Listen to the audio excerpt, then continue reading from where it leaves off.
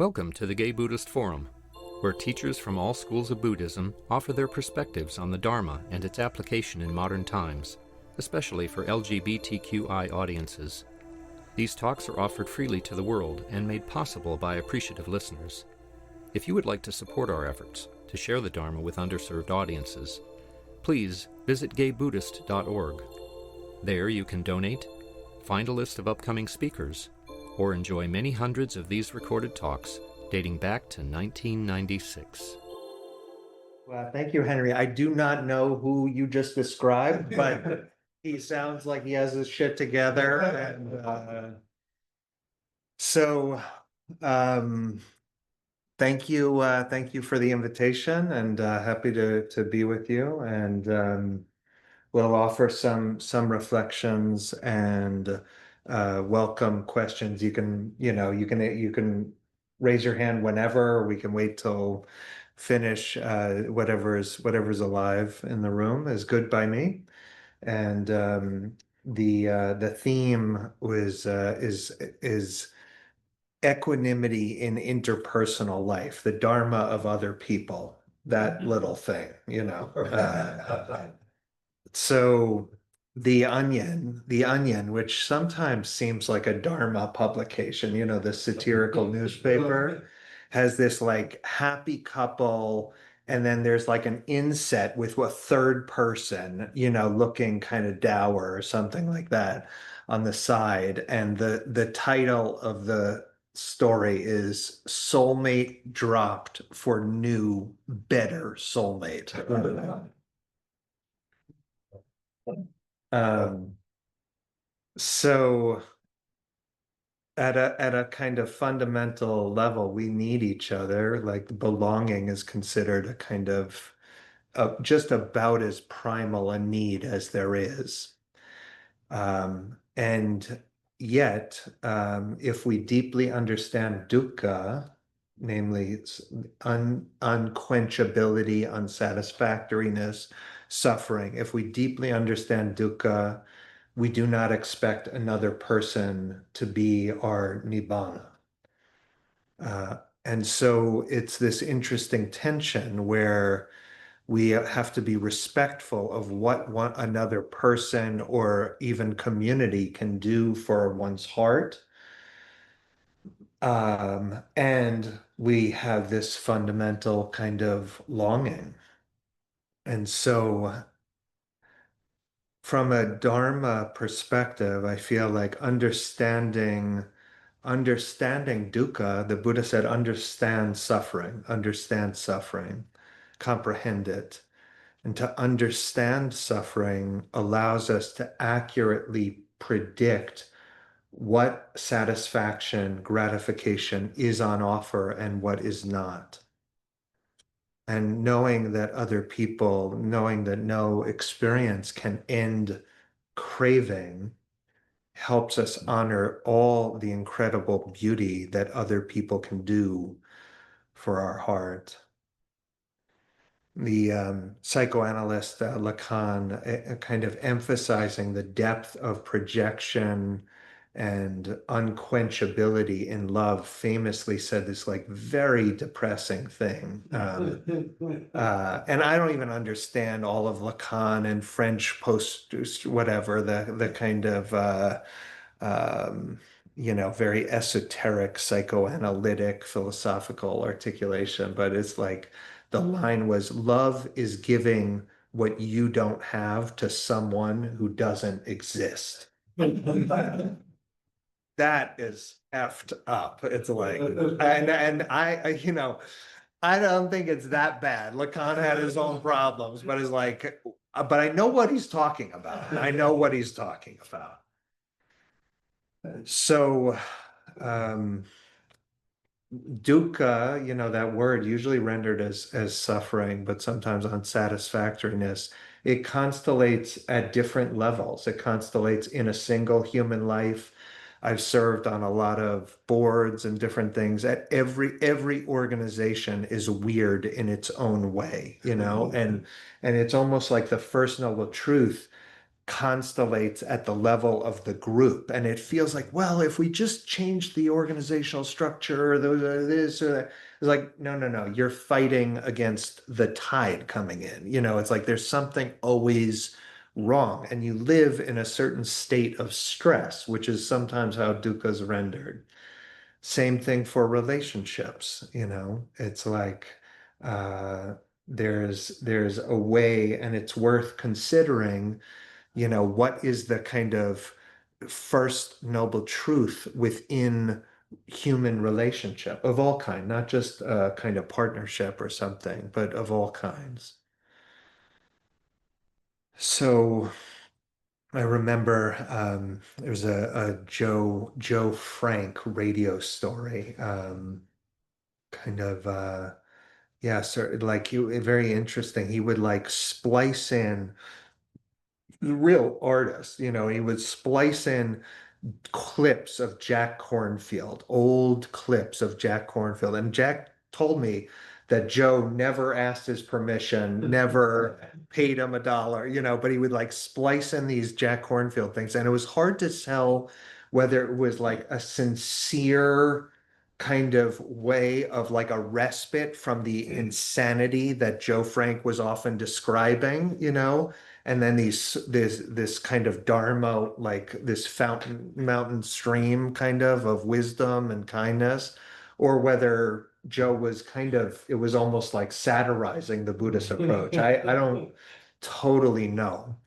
But one of the stories was like, that I remember from Joe Frank was like two people meet, they fall in love, and they agree that at the very first moment of disconnection, they're going to split up. And it was like, and they go, and they're in love, and they're, it's like beautiful, and everything's in attuned, and someday they made love, and then one of them said something, and the other like kind of misconstrued it, and it was like, that's it, it's over, and they go their own ways, and it's like uh, you know, we could take that approach in the realm of care and love and all of that, right?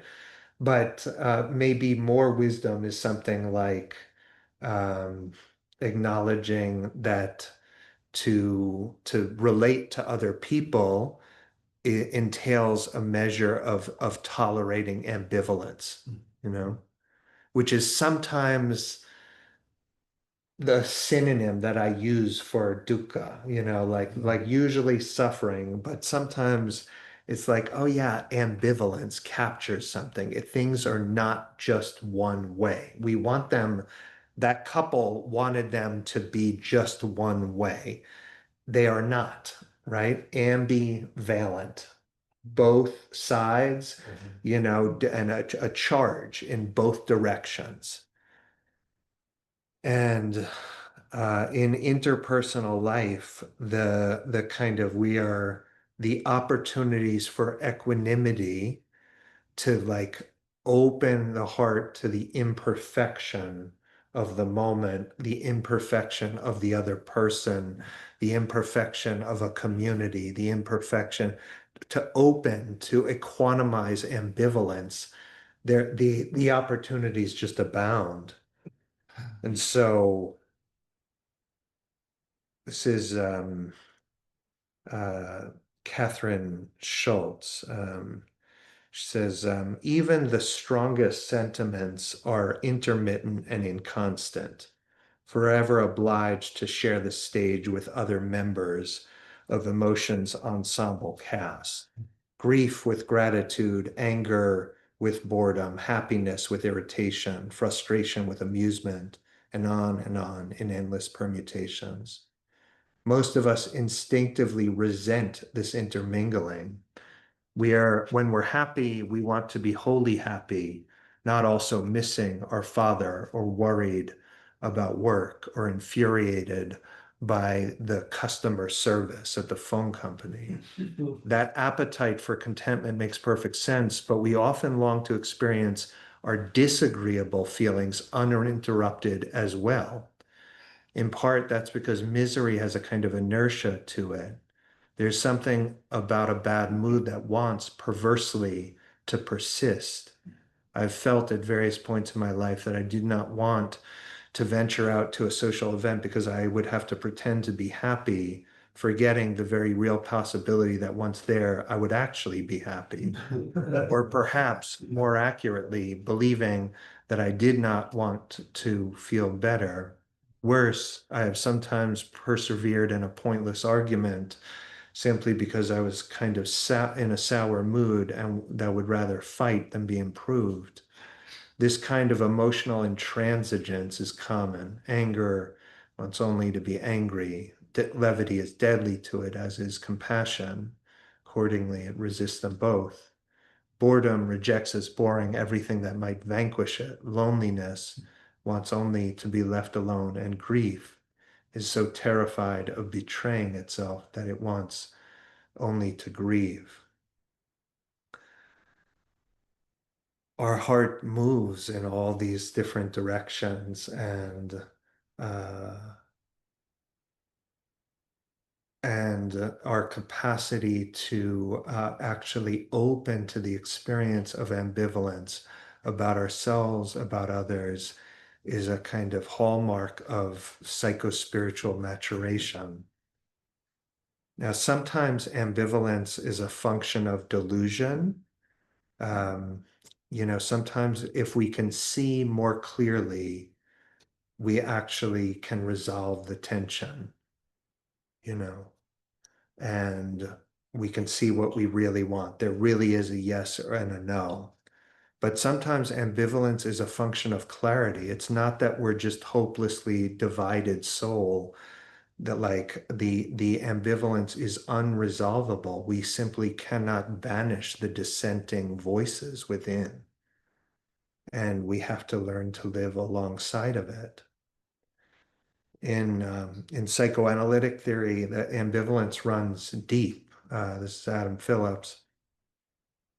Says, in Freud's vision, we are above all ambivalent animals. Wherever we hate, we love. Wherever we love, we hate. If someone can satisfy us, they can frustrate us. And if someone can frustrate us, we always believe that they can satisfy us. And who frustrates us more than ourselves? We are ambivalent about anything and everything that matters to us. Indeed, ambivalence is a way we recognize that someone or something's become significant to us. This means we're ambivalent about ambivalence, about love and hate and sex and pleasure and each other and ourselves and so on. Wherever there's an object of desire, there must be ambivalence. But Freud's insistence on our ambivalence is also a way of saying we're never quite as obedient as we seem to be. That where there's devotion, there is always protest. Where there's trust, there's suspicion. Where there's self-hatred or guilt, there's also self-love. We may not be able to imagine a life in which we don't spend a large amount of our time criticizing ourselves and others, but we should keep in mind the self-love that is always in play. Self-criticism can be our most unpleasant, our most sadomasochistic way of loving ourselves. So part of what we're understanding in our practice is the way our habits cut both ways. And I'm often, in talking to meditators, inviting people to perceive the kind of secondary gain of even some of the bad habits that we have that torment us. The kind of ambivalence with which we proceed in life. And there is love bound up in our hate. There is even in self-harshness, as Philip suggests, there's a kind of underbelly of love in that. What is the self-soothing function of our hate? And we find that the capacity to tolerate ambivalence is a kind of important interpersonal development, achievement. And we know that, like, across a wide range of psychological difficulties, it's characterized by a lot of dichotomous thinking, yes, no, unnuanced, unwilling to actually tolerate a measure of ambivalence. And so people oscillate between idealization and devaluation. So if we're to kind of make peace with ambivalence, to live not deformed by it, we need some measure of equanimity. And it's said that that old R&B and song, the thin line between love and hate, but it's actually, I think, a thin line between clinging and hate, between the attempt to control and hate. And it's just that in the realm of love and care and personal investment, it's we tend to cling to that which we love. And so we often want to bring that which elicits strong feelings in us under control to resolve the ambivalence. But equanimity is required for in this realm. And so we're developing the trait of equanimity, which um, is sometimes described as the kind of balance point between suppression on the one hand and entanglement on the other. And this equanimity is it's not accepting the conditions of one's life. It's accepting the momentary sensory impact of this moment. Equanimity in this moment does not imply passivity or activity in the next moment, but it provides more clarity on what is needed. And so we are really like readily opening to the experience of ambivalence in this moment. Sarah Lazar says, describes equanimity as widening our perspective from the kind of claustrophobia of controlling and trying to govern oneself, govern another, to a sense of the kind of like wider view. And it's literally like the quality of attention when we're in non-equanimity, in resistance of one kind, will tunnel vision. Literally the attention gets narrower.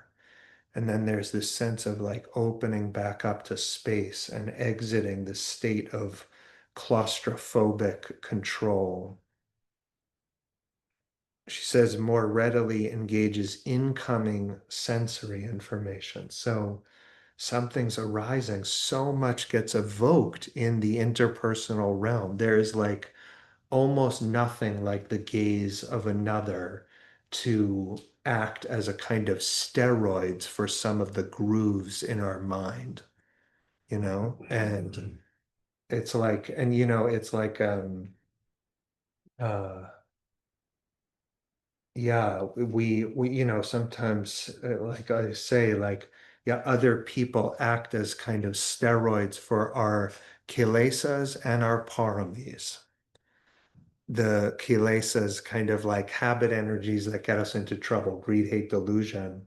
And then the paramis, these beautiful qualities of heart. And other people are a little bit like a kind of cardiac stress test that brings to the surface, right? The heart at rest, we may not discern no abnormal rhythms or something like that. It's only when I exercise that can see the whatever, And other people are like the kind of cardiac stress test around some of our habit energies. And so, okay, so can I not, no, I don't even have to accept them, this person, this group, this whatever. It's like, can I accept in this moment the impact of their being, their behavior on me, right? Can I open to that landscape? And then Lazar says we're also disengaging from kind of reactive behavior and like moralistic judgment. Um, this equanimity includes a kind of acknowledging and allowing, non-judging, non-attachment, and um, and sometimes we know exactly what we need to equanimize. We know what's being evoked in us. We know almost like where to direct the equanimity. And sometimes we don't. It's like, when I'm most in my kind of like most regressed state interpersonally, I do not know where to direct the mindfulness and equanimity. It's like this vague fog, and all I notice is that the Dharma just feels like very distant, and I don't even know exactly where to direct, like what is it? Normally I know I have a lot of kind of internal emotional clarity on like what needs equanimity, but sometimes when we're like in that kind of deep fog where the kind of impulses of fear and control, clinging, are so deep, and we have no equanimity with the kind of ambivalence of the moment, it's hard to even know where to direct the mindfulness. Wait, like what needs equanimity? And so sometimes in moments like that, um, it's often just best if we can not to do anything, because most everything that emerges from us in those times, even if it's like masquerading as compassion or wisdom, it's just a kind of like wellspring of our own pain, and we can disguise it and make it sound like quasi compassionate or something, but the other person always feels the defilement that's leaking out into those words and gestures. That makes sense? Yeah. And it's like, okay, they can feel that somehow they're being controlled, somehow they're being misconstrued, somehow your compassion, it's not actually compassion. It's a kind of intolerance of their suffering or this moment. And then it just makes its way out. And so, okay, in those moments, there's a certain measure of kind of helplessness that I feel, even if it's not dramatic. It does not have to be a dramatic moment. It does not have to be like an epic relational meltdown or anything like that. But there's a certain measure of helplessness in those moments.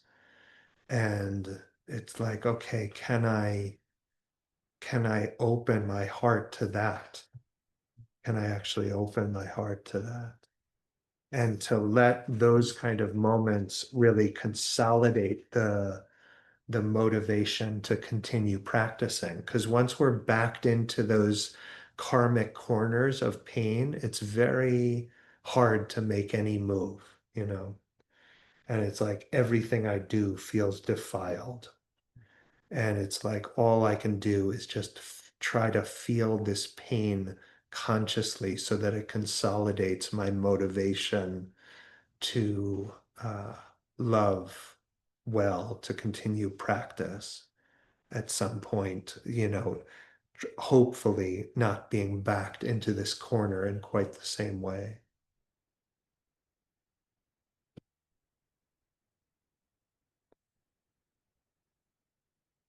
So, with our because we're animals and vulnerable, dependent on many conditions, very natural for us to try to control. As psychoanalyst Stephen Mitchell says, we learn to love in the context of the contrived and necessary safety of early childhood, and love seeks perpetually a kind of safety that screens out the unknown. But in human relationships, safety and predictability are difficult to come by. We strive endlessly to reestablish the illusory sense permanence and predictability. When patients complain of lifeless relationships, it's often possible to show them how precious the deadness is to them, how it is carefully maintained and insisted upon. Love, by its very nature, is not secure. We keep wanting to make it so. And so, with our escalating dependence on others, we try to make others predictable too, and routinizing the connection. And I'm sympathetic to that. How much anicca, unpredictability, uncertainty can a heart take? And we need some measure of predictability, but that predictability can kind of muffle the wildness of caring for another person, and they can become buried behind the plexiglass of our multi-layered concepts. And then every once in a while, you look at somebody. Sometimes I'll look at somebody I love, like when they're not aware I'm looking at them. And there's something about my gaze not evoking any self-consciousness in them. And I'll just kind of like ask the question, like, who is this? This person I know and love, or, like, who is it? And we can recognize that it's very easy just for them to be so deeply identified with their role in my life, and they get defined by that particular direction, that particular relationship, but they're only that to me and not that to anyone else exactly, right? And so we look at the ways in which that kind of need for security actually can deaden the sense of spontaneity, the full appreciation of the otherness of the other. Say a few more things, and then we'll open it. So one of the kind of persistent themes for me is kind of my need to refine my relationship to the suffering of the other, and refine my relationship with their greed, aversion, delusion.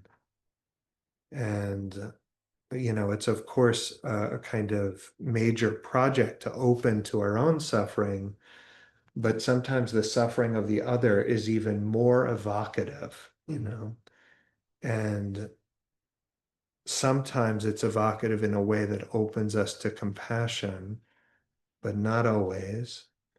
And when we've entrusted our heart to another person by choice or by birth, that means that all of their suffering feels like our business.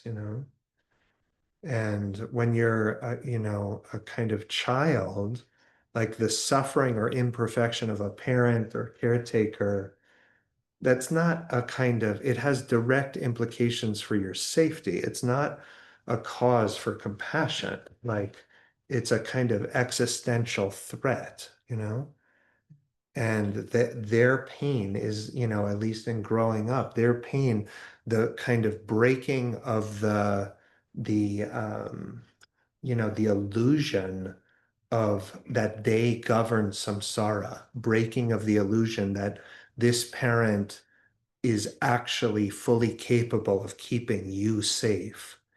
That's a painful shattering. And it almost feels like my reactivity now as adults, to people that I love is it has the echoes of that same desperate kind of like scramble to make their suffering go away. And what masquerades as compassion is actually the intolerance of their suffering. That's different. Compassion is love in the face of suffering. It's not actually banishing suffering. It's not controlling suffering. And so we we can recognize, I sometimes have had the thought like, I want everybody in my life, everyone that I love to be completely, fully enlightened. I can be this basket of defilements, but I need them to be free of greed, hate, and delusion. And then maybe I would be able to love them in a patient way, like I don't even know. I would probably find problems.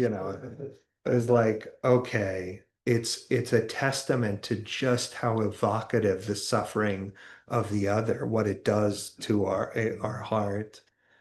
And so this other species of equanimity, which I sometimes describe as love in the face of helplessness.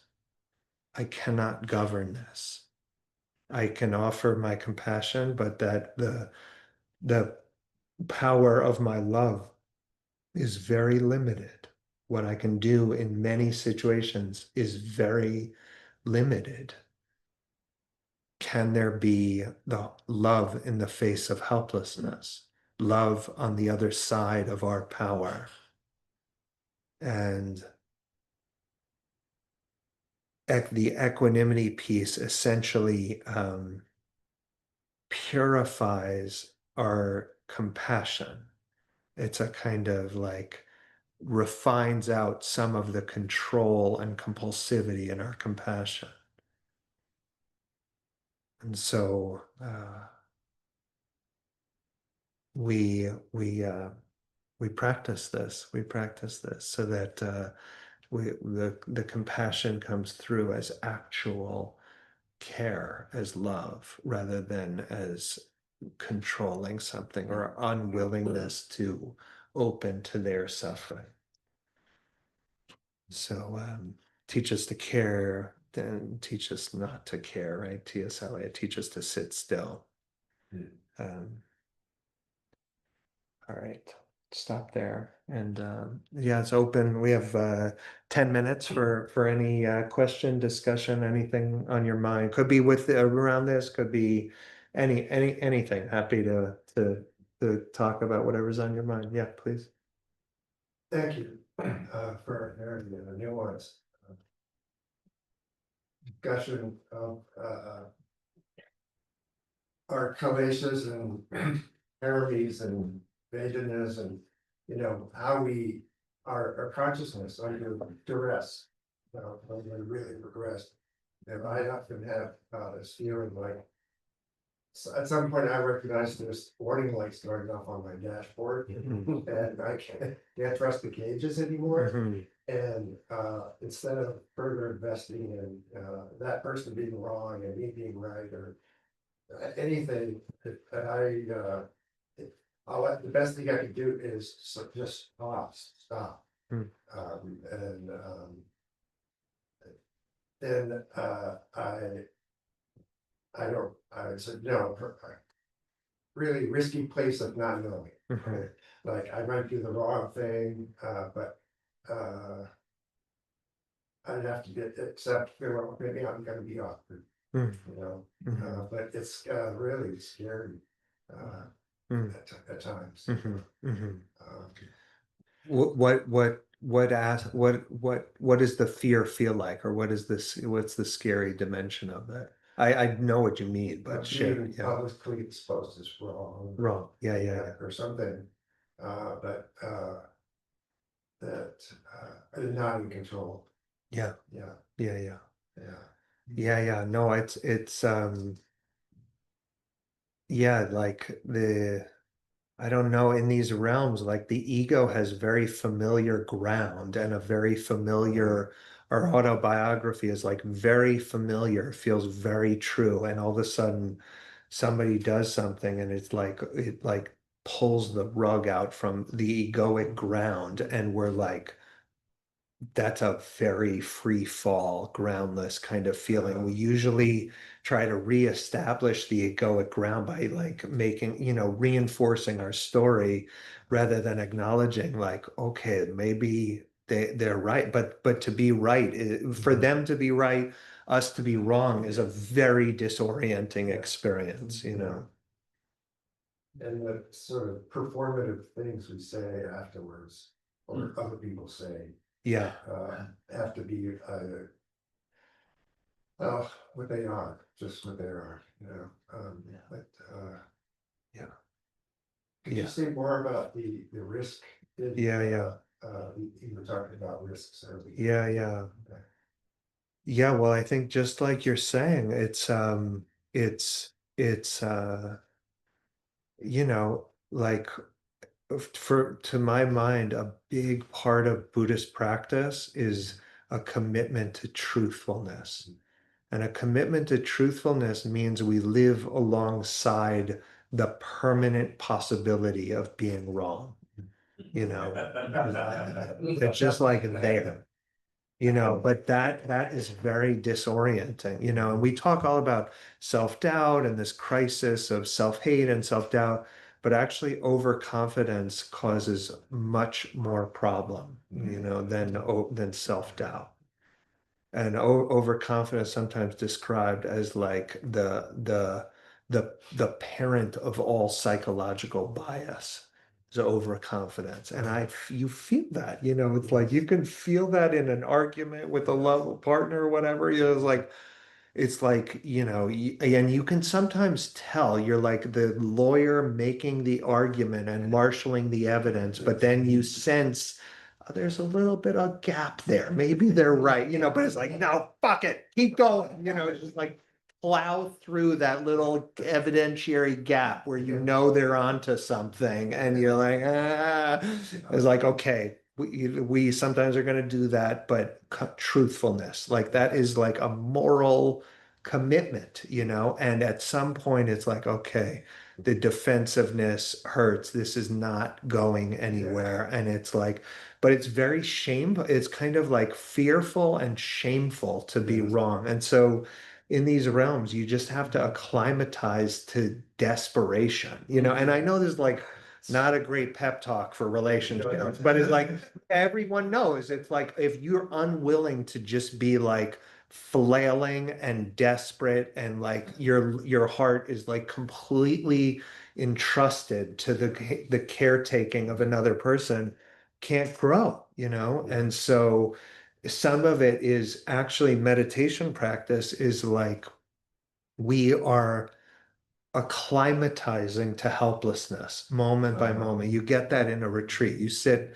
for 5 days or 5 weeks or whatever, and it's like, okay, you really, really get like there are no moves for the ego to make. And every story we tell, you can tell is wrong. And it's just like, okay, here it is. And that is actually training to open to somebody. Yeah. Yeah,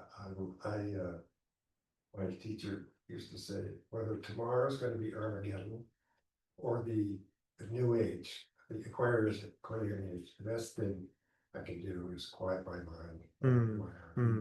And often, certainly not always, I hear that like, okay, pause, just come back to quiet mind. Because there is no move for the ego, as you put it so well. Yeah. Thank you. Yeah. Yeah, time for maybe one more. Yeah, Dana. Hey. There's a hand up on. Oh, okay, two more, yeah. Yeah, Tom, you want to go ahead? Hey, Matthew, thank you so much for a really insightful talk. I really learned a lot from what you said about how our compassion for others and our caring about their suffering is often self-serving, like going all the way back to childhood. It arises out of this fear that if something happens to the other person, it reminds me, it tells me something about what my mother always used to say when I would leave the house. Like, okay, drive carefully. you be careful out there. You know, in the subtext, I mean, it's a common thing, people well wishing, like, oh, be safe. But the subtext to that is because if anything happens to you, I won't be able to handle it, you know? Yeah, yeah, yeah, yeah, yeah. I appreciate that. Yeah. Um, no, it's these kind of karmic bonds that we call family. It's very takes like a whole lifetime to understand. I don't even know if that's enough, you know. And, um, yeah, and just I don't know, it just comes back to the kind of for me kind of poignancy of a need of dukkha and anicca that is like ungovernable and you know we love amidst ungovernability and that's a very vulnerable position. So we consent to some large measure of grief in caring, you know, and that's just like, and if we can't do that consciously, we will kind of compensate with more control or something. But anyway, I appreciate the example you're sharing. So much, Matthew. Mhm. Beautiful.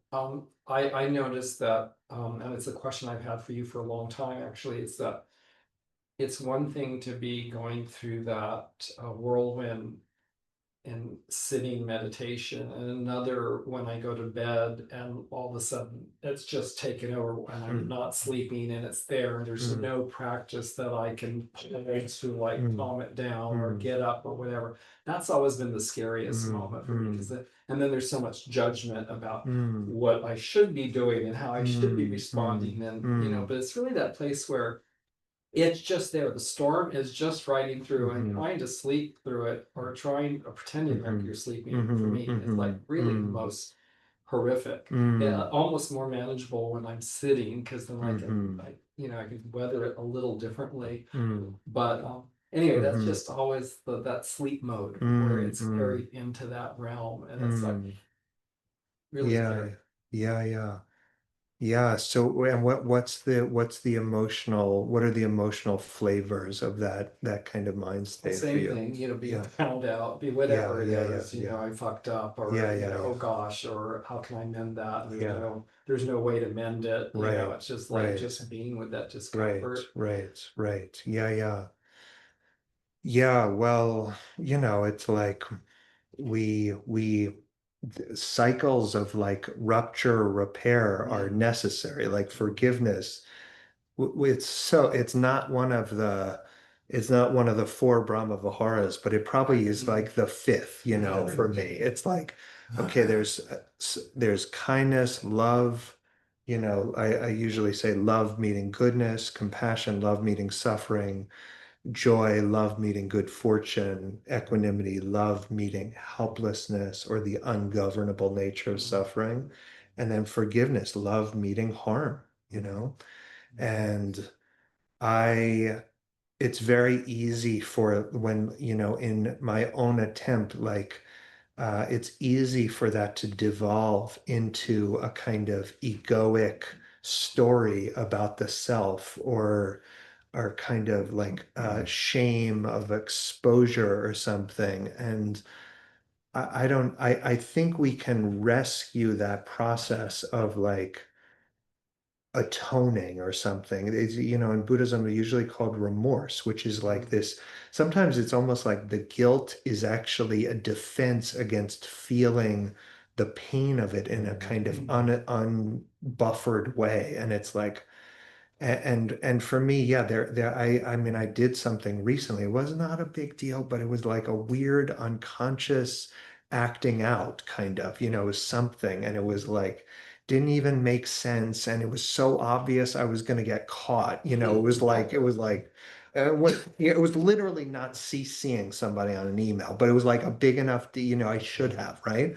And it was like, oh man, it was like it was so there was some shame in being exposed as like I could no longer curate my sense of self. You know, it was like it was no longer, I didn't add up as this like dignified person or something like that. It's like, okay, all right, I got to be willing to be seen in that way. And I got to be willing to like really feel the harm, the pain of it, and for that to just consolidate my motivation to be careful in the future rather than like the egoic trip of guilt and compounding the self story. And it's like I'm this kind of, and it's like remorse is sort of, there's an element of guilt, but the guilt is like this self, adding this next chapter to our autobiography or something, rather than just like, all right, let me just feel this pain. I caused some harm. And there's some part of my heart that really doesn't want to do that again. And it's like, and our unwillingness to be exposed will drive it all underground. And so it's like it's got to be aired out. And then we need, we need cycles of forgiveness, with others. And it's just like that's going to be necessary to sustain care over time, in any kind of relationship or organization.